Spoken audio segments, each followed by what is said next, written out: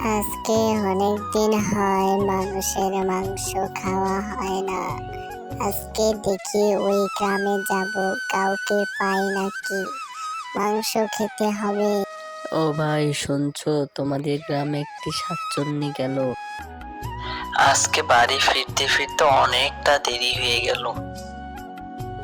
ও বউ, ও বউ, কি করছো তুমি? তুমি কি ঘরে আছো? এই দেখো আমি চলে এসেছি। তোর বউ নেই এখানে, এই দেখ আমি আছি। আমাকে না দেখতে অজ্ঞান হয়ে গেলি?